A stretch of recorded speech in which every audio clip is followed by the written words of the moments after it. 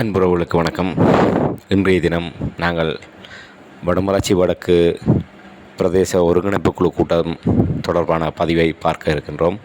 உண்மையிலே அரசியல் சார்ந்து சமூக பிரச்சனைகள் கையாளப்படுகின்ற போது எவ்வாறான சிக்கல்கள், இழுபறிகள், குழப்பங்கள், மோதல்கள், கருத்து முரண்பாடுகள், தீர்வு காண முடியாமல் இழுபறி நிலைமை, ஒருவர் மீது ஒருவர் வசைபாடுவது, பழியை இன்னொருவர் மீது போடுவது, அதிகாரிகள் தங்களுடைய இயலாமையை மறைப்பதற்காக சாக்குப்போக்கு காரணங்களை கூறுவது, இவை அத்தனையினுடைய மொத்த வடிவமாகத்தான் இந்த ஒருங்கிணைப்பு குழு கூட்டங்கள், அது மாவட்ட ஒருங்கிணைப்பு குழு கூட்டமாக இருக்கட்டும், பிரதேச ஒருங்கிணைப்பு குழு கூட்டமாக இருக்கட்டும், இதுதான் கடந்த கால அனுபவம். ஒரு அரசியல் நியமனமாக உண்மையிலே இந்த விடயங்களை இல்லாமல் செய்யப்பட வேண்டும் என்பதுதான் ஒரு பொதுவான கோரிக்கையாக இருக்கின்றது. இப்போ இந்த என்னென்று சொன்னால், இந்த ஒருங்கிணைப்பு குழு கூட்டம் என்பது ஒரு அரசாங்கத்தினுடைய முகவர்களாக இருக்கின்ற பாராளுமன்ற உறுப்பினர்களையும் அமைச்சர் பெருமக்களையும் ஒரு அரசியல் ரீதியாக நிலைநிறுத்துவதற்கான ஒரு உபாயமாகத்தான் கடந்த காலங்களில் கொண்டு வரப்பட்டது. உண்மையிலே பிரதேச செயலகங்கள், மாவட்ட செயலகங்கள், இன்னப்புற மக்களால் தெரிவு செய்யப்பட்ட பிரதிநிதிகளால் ஆளுகை செய்யப்படுகின்ற சபைகளினால் மேற்கொள்ளப்பட வேண்டிய விடயங்களிலே தலையீடு செய்கின்ற வகையிலே முழுக்க ஒரு அரசாங்கத்தின் சார்பான ஒரு நபர்களை கொண்டு இந்த விடயங்களிலே ஒரு தலையீடு செய்வதென்பது உச்சபட்ச ஜனநாயக மீறல். அது உண்மையில் ஒவ்வொரு பிரதேச அபிவிருத்தி கூட்டங்கள், மாவட்ட அபிவிருத்தி குழு கூட்டங்களிலே அந்த விடயங்கள் நிதர்சனமாக வெளிப்பட்டிருக்கிறது. அந்த வகையில் தான் அந்த பருத்தித்துறை வடமராட்சி வடக்கு பிரதேச செயலத்தில் இடம்பெற்ற விடயமும் மக்களுடைய அநேகமாக பெரும்பாலும் நான் இது நேரடியாக ஒரு ஊடகவியலாளராகவும் பாதிக்கப்பட்ட மக்கள் சார்பாகவும் நான் இதில் பங்கு பற்றி பல கருத்துக்களை ஆழமாக பதிவு செய்திருக்கிறேன். அந்த வகையில் இதில் எந்த ஒரு ஆக்கப்பூர்வமான முடிவுகளும் எடுக்கப்படுவதில்லை. இப்போதாவது பரவாயில்லை, கடந்த காலத்திலே ஒரே நாளிலே ஒருங்கிணைப்பு குழு தலைவர் 2-3 ஒருங்கிணைப்பு குழு கூட்டங்களை திட்டமிட்டு விட்டு மணிக்கூட்டை பார்த்தபடியே காலையில் சக்கரத்தை பூட்டியவாறு கூட்டத்தை வழிநடத்துவார்கள். கருத்துக்கள் அங்கே மட்டுப்படுத்தப்பட்டு அவர்கள் அடுத்தடுத்த விடயங்களுக்கு தாங்களாகவே நகர்ந்து விடுவார்கள். அவர்கள் ஏற்கனவே தீர்மானிக்கப்பட்ட ஒரு விடயத்தை ஒரு சடங்கு சம்பிரதாயமாக இப்படியான ஒரு கண்பிடிப்பு கூட்டம் ஒன்றை இவர்கள் நடத்துவார்கள். இதன் மூலமாக இந்த முடிவுகளும் எட்டப்பட்டதாக ஒரு ஆக்கப்பூர்வமான நிலையில் இந்த வடமராட்சி பிரதேசம், குறிப்பாக இந்த பருத்தித்துறை, இந்த வடமராட்சி வடக்கு பிரதேசத்திலே அதிமுக்கியமான பல பிரச்சனைகள் இருக்கின்றது. அந்த பிரச்சனைகளிலே எந்த ஒரு முக்கியமான தீர்வுகளும் எட்டப்படாமல் வெறுமனே ஒரு இழுபறியோடு இந்த கூட்டம் முடிவெடுக்கின்றது. தொடர்ந்து நீங்கள் கேளுங்கள் இங்கே நடைபெறுகின்ற உரையாடல்களை. பாராபட்சமாக இருந்த என்று நீங்கள் சொல்றீங்கள். இந்த வீதிய முக்கியத்துவம் கருதி நீங்கள் தான் அந்த 2 ஸ்கூல் விஷயங்கள் அதை கவனித்து, பிஎஸ் சொன்னதையும் கவனித்து 2 கிழமைக்குள்ள அதை தான் ஃபாலோ பண்ணி சிவனிடத்தில் செய்யுங்க. வார வெள்ளி வியாழக்கிழமை நம்முடைய போக்குவரத்து துறை அமைச்சர் கௌரவ விமலரட்னகா யாழ்ப்பாணம் கச்சேரியில் 9:30க்கு இந்த போக்குவரத்து சம்பந்த விஷயங்கள் பிசிடி கூட்டம் ஒன்று இருக்குது. அந்த கூட்டத்தில் இந்த பொன்னாள பரிசர வீதியில் முக்கியம் சம்பந்தமாக நாங்கள் ஒரு ரிக்வெஸ்ட்டை மேற்கொள்வோம். கச்சேரியில் அதை நாங்கள் கொண்டு போகிறோம் விஷயத்தை. நீங்கள் ரிப்போர்ட் 2 வீக்ஸ் இருக்குது. அதனால் அதையும் பார்த்து அது என்னென்ன குறைபாடு இருக்குது, அதை செய்யலாக இருக்குது, மக்கள்கிட்ட கோரிக்கை இப்படி இருக்குது, அதில் என்னென்ன தாமதங்கள் இருக்குது, அதை உங்களுக்கு நிறைவேற்ற முடியாமல் ஏன் இருக்குது என்ற காரணங்கள் ரிப்போர்ட் பண்ண இருக்காங்க.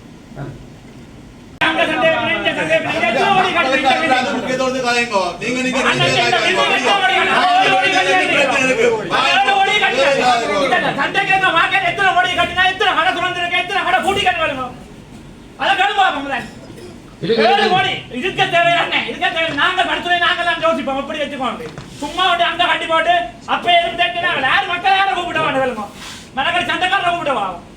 சும்மா வந்து அந்த பூச்சிக்கு கேட்க போறாங்க. அப்படி சரியா அபிவிருத்தி நாங்கள் நகரமயமாக்கல் திட்டமிட்டு செய்வோம். அபிவிருத்தி வந்தது மக்கள் நலம் சார்ந்தது போனோம்.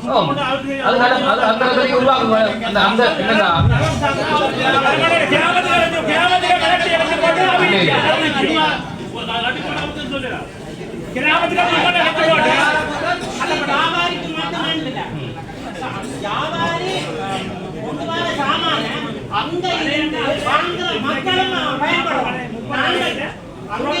இன்னொரு மக்கள் வெளியிலிருந்து போறது இல்ல, அதுதான் சரி. நாங்கள் போனோம்.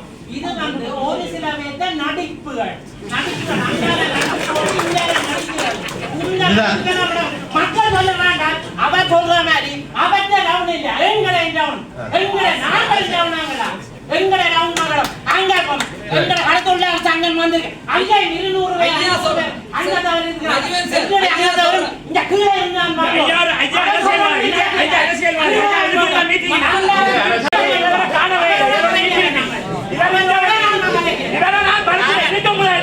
கடந்த மீட்டிங்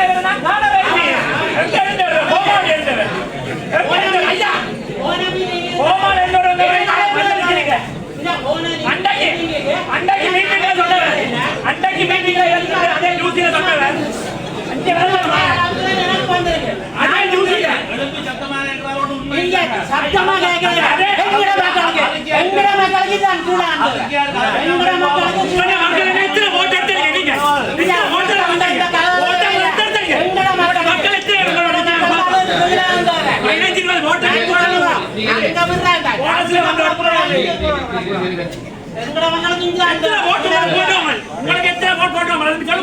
சத்தமா இது அரசியல் என்ன செஞ்சோம் நகரத்துக்கு ஒரு அபிவிருத்திக்காக என்ன செய்ய வேண்டும் ஒன்றுமே செய்யல. அதாவது மக்கள் நடங்க நான் போய் பார்த்தலாம். இதை தயவு செய்து அரசியல் மயப்படுத்த வேண்டாம். அல்ல நீங்க கொடுத்த வாக்குறுதி காட்டி செய்ய நிற்க வேண்டாம். தயவு செய்து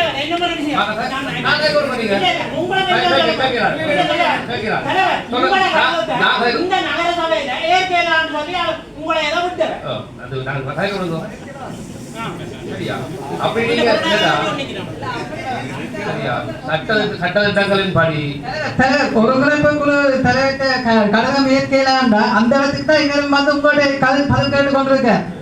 என்னடா நான்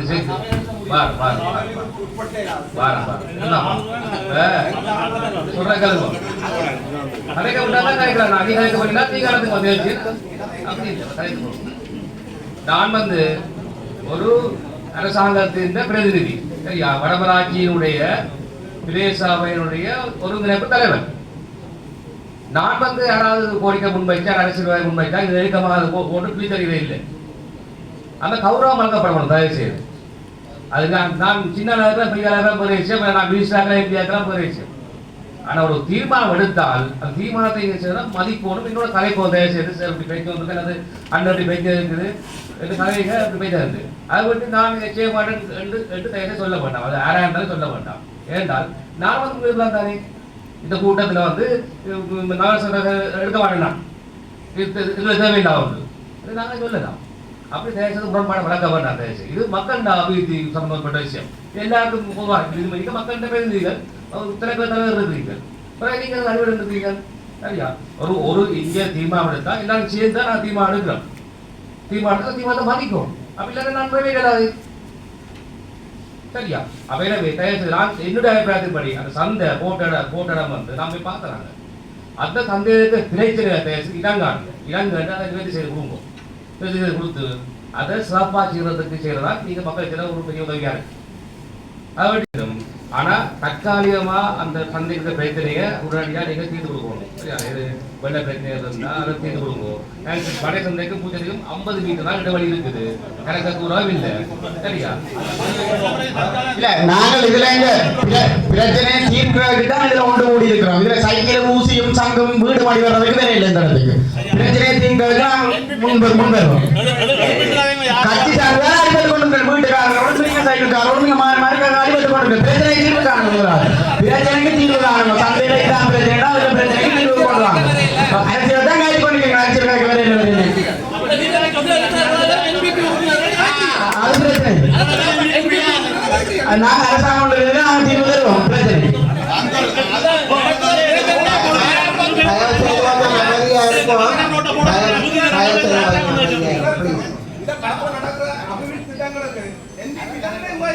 இல்ல தயவு செய்து என்னண்டா இப்போ நாங்கள் உண்மையாக இப்படி நாங்கள் ஆளையால் கலைத்து கொண்டிருந்தோம்னா ஒன்றுமே செய்யலாது. போலீஸ் இப்போ என்னென்னா ஒருங்கிணைப்பு குழு தலைவர் ஒரு விஷயம் சொன்னார். அது தொடர்பாக உங்களுக்கு இது ஆட்சேபனை இருக்கிறேன்னா ஒவ்வொரு தயவு செய்து அமைதியாக கதைங்கோ.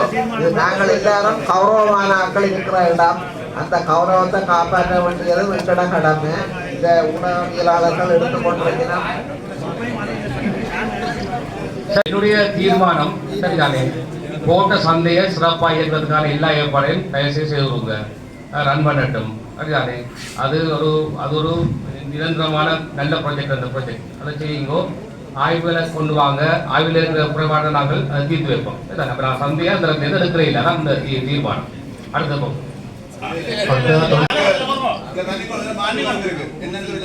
நகரசபையால ஏற்கனவே சம்பந்தமான நகரசபையில அதிகாரத்துக்கு நாங்கள் ஏற்கனவே தீர்மானம் எடுக்கப்பட்டிருக்கிறதால இந்த ஒருங்கிணைப்பு குழு கூட்டத்தில் தீர்மானத்தை நாங்கள் வயலேட் பண்றதை நாங்கள் வன்மையா கண்டிக்கிறோம். இல்லை அப்படி வன்மையா கண்டிக்கல. அது அப்படியெல்லாம் செய்யலாம். அப்படியெல்லாம் இறந்துக்கலாம். இது மதிப்போம். இது பிரதேசத்தினுடைய அபிவிருத்தி குழு கூட்டம். இது பிரதேச கூட்டம் இல்லை. ஐயா, இந்த கூட்டத்தில் இருக்கிற முடிவுலாம் மிக முக்கியமானது. அதை நீங்க டிவிஏ பண்ணாங்க பார்த்துக்கணும். தயவுசெய்து நீங்கள் வன்மையா கண்டித்தாலும் அது அங்க ஒரு விஷயம். சரியா, ஒரு நல்ல ப்ராஜெக்ட் மக்களை ஊக்கப்படுத்துங்க. நீங்க ஏற்கனவே மக்களுக்கு வாக்கு கொடுத்ததுக்காண்டி செய்ய வேண்டாம். சரியா, அது சரியா போகணும். நீங்க அந்த பிரச்சனையை சொல்ற பண்ணணும். அந்த சந்தேகத்தை சொல்ற பண்ணணும். கூட்டத்தை அவ்வளோ அந்த முடியும். அதான் தொண்டை தீர்க்கப்படையில கிழக்கு கடற்கரையில சிறுவர் பூங்கா அது அது அது அதுல நிறைய தானே இப்ப விலைக்கு சொல்லுமா நீங்க என்ன பதில் பதிலே தேவையில்லை. கொஞ்சம் முன்னோர் கழிச்சாலும் அதை குறிக்க எந்த ஒரு அது நானும் சொல்லியிருக்கேன்.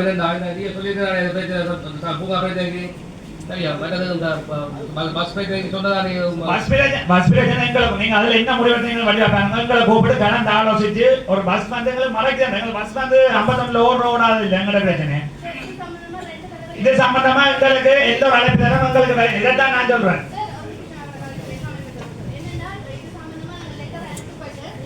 டிஎஸ்க்கும் இது சம்பந்தமா நான் ஆதாரத்துக்காக டிஎஸ்க்கும் காப்பி போட்டு உங்களுக்கு கூட நான் இதுக்கான ரிப்போர்ட் அனுப்பியிருந்தேன்னா எதுக்கு சொல்லிச்சுன்னா 2 தடவை மீட்டிங்கும் இப்போதைய வர்த்தக சங்கத்து தலைவருண்ட கடையில கொண்டு போய் பை ஹேண்ட் ரெஜிஸ்டர்ல சைன் பண்ணப்பட்டு லெட்டருக்கு கடிதம் கொடுக்கப்பட்டது. 2 தடவையும் வர்த்தக சங்கத்தின் சார்பாக எந்த ஒரு பிரதிநிதியுமே கலந்து கொள்ளவே இல்லை சார். தனியா சிற்றூர் சங்கத்தின் அந்த தலைவரும் அவரோட சேர்ந்து இன்னொரு ஆளும் மட்டும்தான் வந்து என்னோட டிஸ்கஸ் பண்ணினாங்க. அந்த மீட்டிங் மீட்ஸ் கூட நான் உங்களுக்கு அனுப்பியிருக்கிறேன் சார். கதைக்கோள் மண்டலம் கதைக்க கூடாது சார்.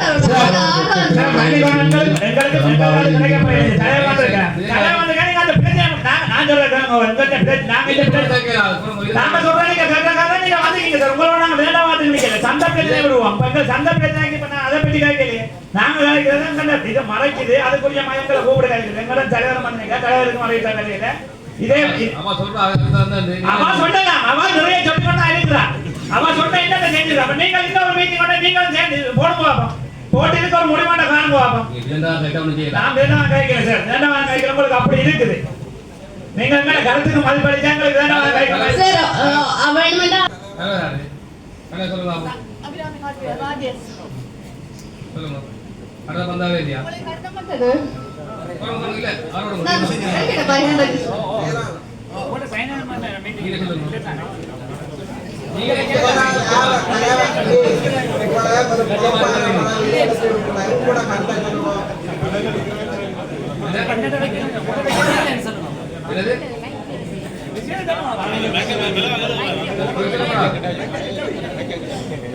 கண்மூட சைன் இப்ப இருக்குன்னு சொன்னா சரி இந்த வருமா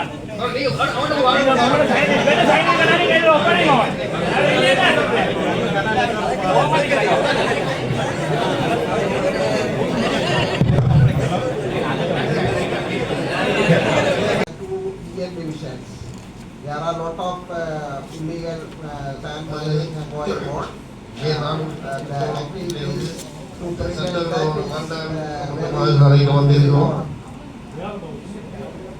கட்கோவளம் and திருமாபுரம் area. கட்கோளம் வந்திருக்கிறோம். மண் சம்பந்தமாக கதைக்கிறதுக்காக கற்கோளம் கருத்து தலைவர் செயலாளர் பொருளாளர் அவர் යාපනයේ ඒ වගේම රැඳුනේ සන්නද්ධ කෝවිල ඒ වගේම යාපනයේ විශාල වශයෙන්ම අපි රාජකාරී දෙවිවරු සදාරගේ මේ උත්සව සඳහා එතකොට අපිට මේ යොදවන්න තියෙන නිලධාරී ප්‍රමාණය ඉතාම සීමිත ප්‍රමාණයක්. මම ගියේ සභාවාරයකට ඉල්ලීමක් කරා සහමුදා නිලධාරී කණ්ඩායමක් සමග අපිට යොදවන්න අවස්ථාවක් කරලා දෙන්න.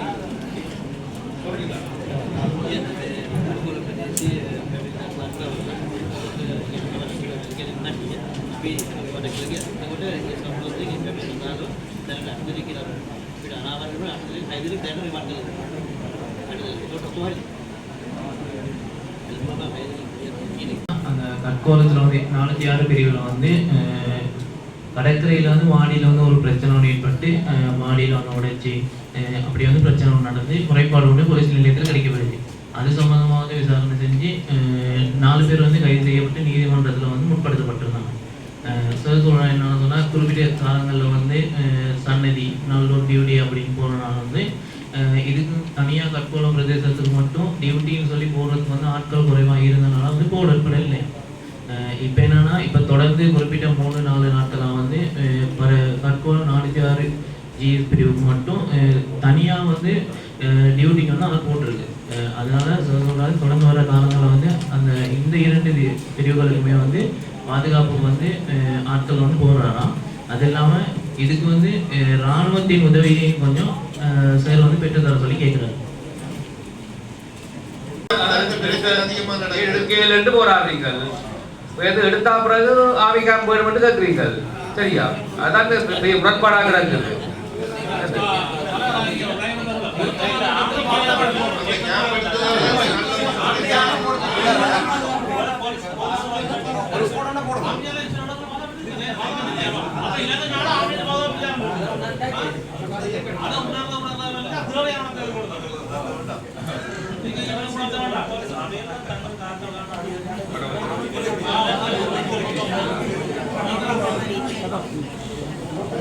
හොඳයි.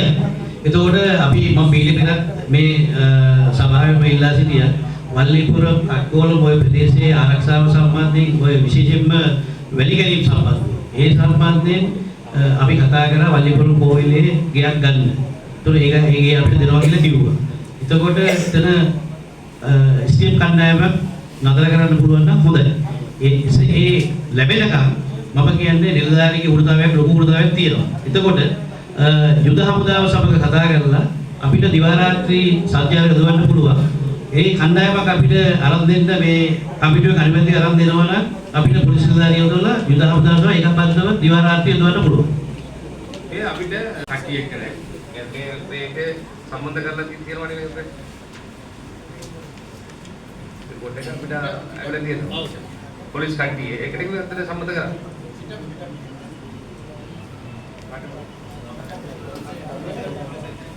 ඔව් ඒ ගැන මම බලන්න. මට දන්නේ නැහැ.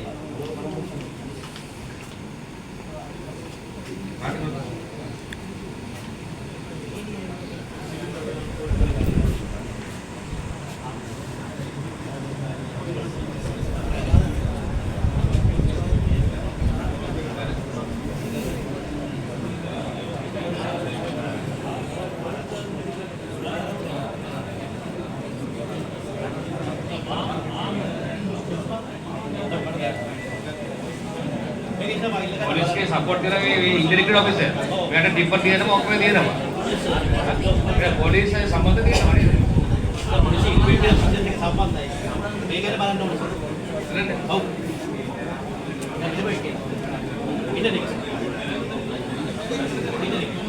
that way you officers also support yes. That is the problem. Police post से क्या पुलिस बड़ा कर दो දැන් මේ තියෙන මොනවද වෙන්නේ පොලිස් පෝස්ට් එක දාගෙන ඒක මොකද කියන්නේ වැස්ස අපි අර ඔෆිස් එකට යන්ස කො අපි ඊයේ පාර කතා කරා වගේ ස්ටීම් කණ්ඩායමක් ගන්න try එකක් දෙමු. එහෙම නැත්නම් මේ උදාහරණයක් කතා කරලා ඊවා රාත්‍රියේ අපිට කණ්ඩායම් දෙකක් දෙන්න නිසා අපිට ඉඳන් දාන්න. ස්ටීම් එක ස්ටීම් இதில் வந்து விளங்குமரன் எம்பி தான் இந்த இப்போ வாட்ஸ்அப்பில் போட்டிருக்கு. அவருக்கு லெட்டருக்கு போட்டிருக்கணும் அப்படின்னா இந்த நபர் வந்து போலீஸில் இருந்ததாகவும் இந்த போலீஸில்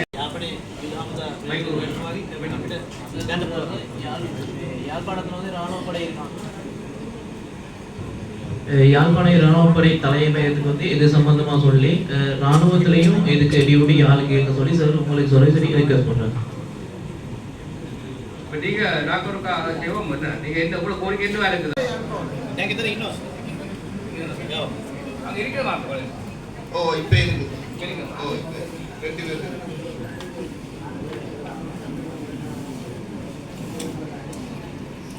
අපි අපේකට සර් ඇඩිෂනල් කොහොමද try කරලා මම ගන්නවා සර් මේක. ඒකෝට සර් කණ්ඩායමක් ඉන්නවනේ. පදතිය. ඔව් ඒකෝට සර් මේ DL මාතල කියලා ඒ ආපි හෙඩ්ක්වාටර්ස් ඉල්ලක කට්ටිය.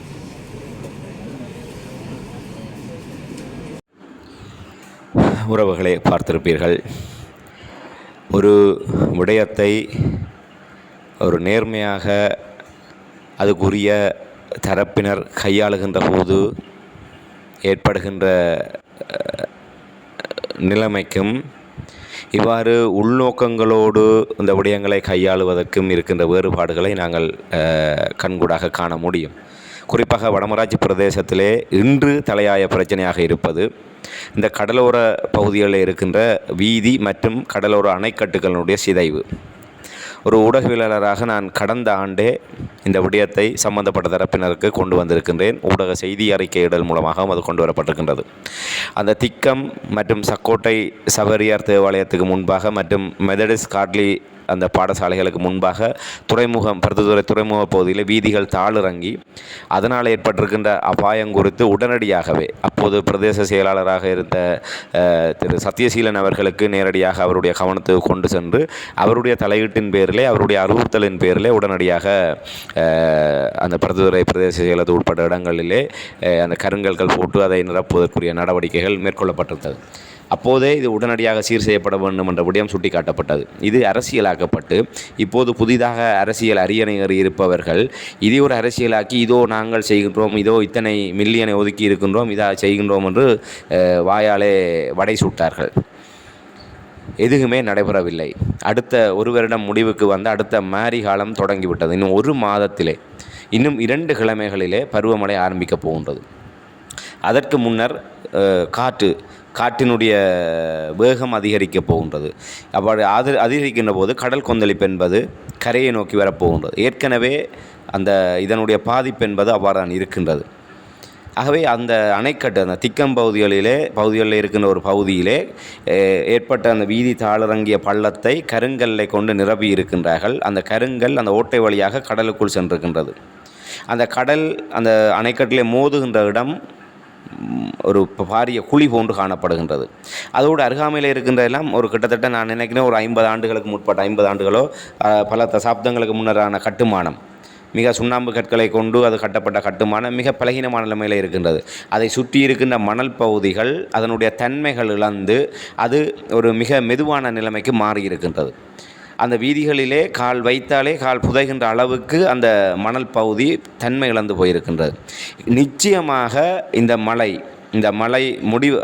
தொடங்கி இந்த மாரிமலை தொடங்கி ஒரு நடுக்கட்டத்தை அடைவதற்கு முன்பதாகவே அந்த வீதி உடைவதற்குரிய ஒரு ஆபத்துக்கு இருக்கின்றது. இந்த விடயத்தை சம்பந்தப்பட்டவர்கள் மிக இலகுவாக ஒவ்வொருவரும் அடுத்தவர்கள் மீது பழி சுமத்துவதோடு கடந்து சென்றார்கள். வீதி அபிவிருத்தி அதிகார சபையினர் இது கரையோரம் பேணல் திணைக்களத்தான் அந்த ரிட்டர்னிங் வால் என்று சொல்லப்படுகின்ற அந்த அணைக்கட்டை கட்டுவதற்குரிய ஒரு தரப்பினராக இருக்கிறார். அவர்கள் அதுக்குரிய அனுமதியை கொடுக்க வேண்டும்.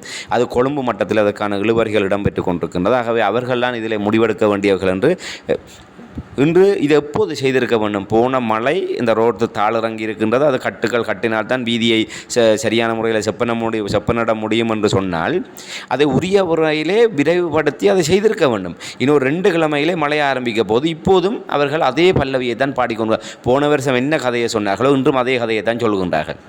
உண்மையிலே பாராளுமன்ற உறுப்பினர் இந்த சபைக்கு தலைமை தாங்கி ஒருங்கிணைப்பு குழு தலைவர் அதெல்லாம் நாங்கள் பார்த்து கொள்கின்றோம் என்று கூறினார். இன்னும் 2 கிழமையிலே மழை தொடங்க போகின்றது.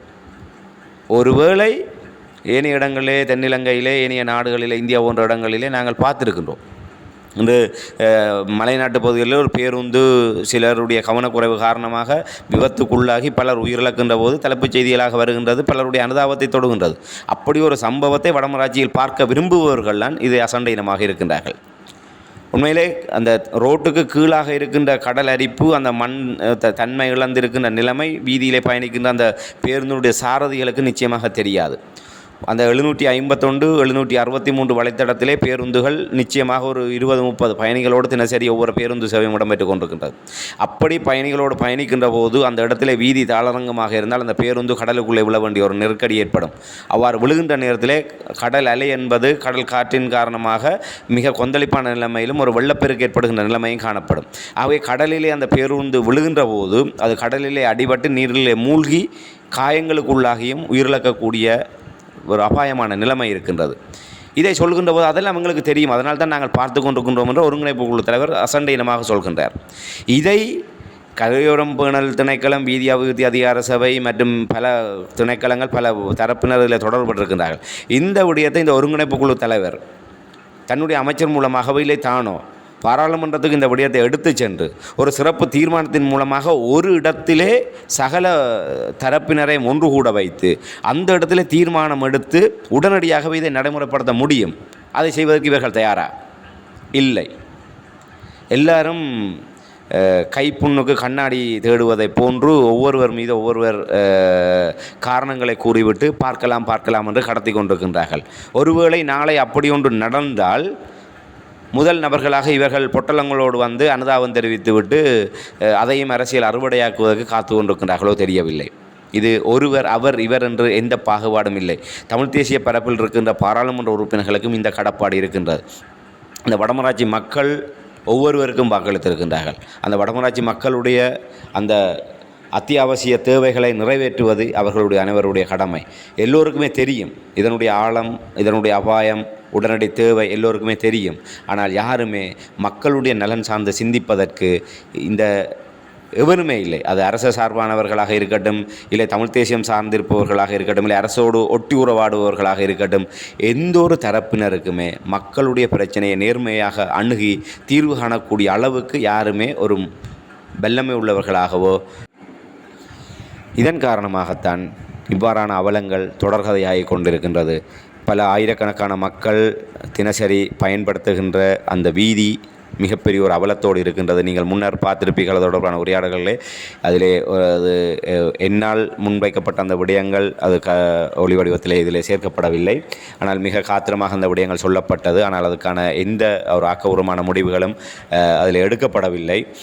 அது மாத்திரமல்லாமல் பருத்தித்துறை வடமராட்சி சந்திக்கின்ற பல்வேறு முக்கியமான பிரச்சனைகள் எல்லாம் இதில் பேசப்பட்ட போதும் எல்லாம் பார்க்கலாம், அடுத்த கூட்டத்திலே பார்க்கலாம் என்பதாகத்தான் அது கடந்து செல்லப்படுகின்றது.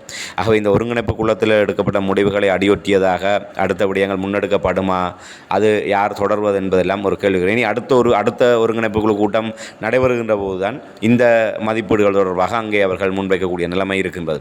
அதே நேரத்தில் சட்டவிரோத இந்த மணல் கடத்தல் விவகாரம் ஒரு பாரிய பிரச்சனையாக இருக்கின்றது. இன்று போலீசார் இராணுவத்தை கொண்டு வந்து தான் நாங்கள் இதை கட்டுப்படுத்த முடியும் என்ற ஒரு கோரிக்கையை முன்வைத்திருக்கின்றார்கள். உண்மையிலே இலங்கையினுடைய சட்டம் ஒழுங்கை காப்பாற்ற வேண்டிய காவல்துறையினர் தங்களிடம் ஆளணி பிரச்சனை என்று சொன்னால் அதை நிறுவுவதற்கு நடவடிக்கை எடுப்பதற்கு பதிலாக இராணுவத்தையும் விசேட அதிரடிப்படையும் கேட்டால் காவல் நிலையங்களை மூடிவிட்டு அவர்கள் இராணுவத்திடம் ஒப்படைத்து விட்டு செல்ல வேண்டியதானே. பிறகு இதுக்கு காவல்துறை, அதுக்கொண்டு ஒரு அலுவலகம், அதுக்கொண்டு ஒரு ஆளணி. இது வடக்கு கிழக்கில் மட்டும்தான் இந்த விடயங்கள் விசேடமாக இராணுவத்தினரை கோருகின்ற நிலைமை இருக்கின்றது. அதாவது இராணுவ இருப்பை வடக்கு கிழக்கிலே நியாயப்படுத்துவதற்காக இப்படியாக போலீசாருடைய கையாளாகத்தனம் திட்டமிட்டு அனுமதிக்கப்படுவதாகத்தான் தமிழர்கள் சந்தேகிக்கின்றார்கள். அது மீளவும் இந்த இடத்திலே உறுதிப்படுத்தப்படுகின்றது. இன்று நீங்கள் என்னென்னோ விடயங்களுக்கெல்லாம் சென்று என்னென்னோ எல்லாம் செய்கின்றீர்கள். ஆனால் உங்களுக்கு கண்ணுக்கு முன்னாலே இந்த மணலை கடத்தி வருகின்ற ஒரு வாகனத்தை தடுத்து நிறுத்துவதற்கோ இது ஒன்றும் மூடு மந்திரமாக நடைபெறுகின்ற விடயம் அல்ல. இந்த இடத்திலே நடைபெறுகின்றது, இன்ன இலக்கமுடைய வாகனம் தான் அதை ஏற்றி செல்கின்றது என்று தெரிந்ததுக்கு பிற்பாடும் அதை தடுத்து நிறுத்தி சட்டம் ஒழுங்கை காப்பாற்றி எங்களுடைய வளங்களை பாதுகாத்து எங்களுடைய மக்களை பாதுகாப்பதற்கு உங்களால் முடியவில்லை என்று சொன்னால் அந்த போலீஸ் திணைக்களத்தையே கலைத்து விட்டு போக வேண்டியதானே. அந்த போலீஸ் பொறுப்பு அதிகாரி வந்து இராணுவமும் விசேட அதிரடிப்படையும் இருந்தால் நாங்கள் அதை கட்டுப்படுத்தலாம் என்று கூறுகின்றார் என்றால் பிறகு இதுக்கு நீங்கள் வடக்கு கிழக்கிலே தமிழர்கள் இராணுவம் தேவையில்லை என்ற ஒரு கோரிக்கையை முன்வைத்து கொண்டிருக்கின்ற போது இன்று இலங்கையிலே வடக்கு கிழக்கில் மட்டும்தான் 3/2 பகுதி இராணுவத்தினர் நிலைநிறுத்தப்பட்டிருக்கின்றார்கள். அப்படி இருந்தும் இத்தனை விடயங்கள் எல்லாம் நடைபெறுகின்றது என்று சொன்னால் இவர்கள் எதை எதிர்பார்க்கின்றார்கள்? இராணுவ பிரசன்னத்தை நிலைநிறுத்துவதற்கான காரணங்களை தேடிக்கொண்டிருக்கின்றார்கள். இன்று போதைப்பொருள் யார் கடத்துகின்றார்கள் என்று இந்த போலீஸாருக்கு நன்றாகவே தெரியும், இராணுவத்தினருக்கு தெரியும், அரசு உயர்மட்டத்தினருக்கு தெரியும். ஒவ்வொரு பிரதேசத்திலும் யார் யார் போதைப் பொருளை கடத்துகின்றார்கள், யார் பெருமுதலாளியாக இருக்கின்றார்கள், சிறு வர்த்தகர்களாக இருக்கின்றார்கள் என்பது சகல தரவுகளும் தெரியும். ஆனால் இன்று வரை நடவடிக்கை எடுக்க முடியாமல் இருப்பதற்கான காரணம் என்ன? இதையெல்லாம் ஊக்குவித்து எல்லாமே தலைவிரித்து ஆடுகின்ற போது எங்களால் எதுவுமே செய்ய முடியாது, இராணுவம் இருந்தால் மட்டும்தான் இதை செய்ய முடியும். அந்த இராணுவ பிரசன்னத்தை வடக்கு கிழக்கிலே, குறிப்பாக வடக்கிலே தக்க வைப்பதற்காக இந்த சட்டம் ஒழுங்கு பிரச்சனை என்பது திட்டமிட்டு ஊக்குவிக்கப்படுவதாகத்தான் சந்தேகிக்கப்படுகின்றது. அது அதை நிரூபிக்கக்கூடிய வகையில் தான் இவர்கள் செயல்படுகின்றார்கள்.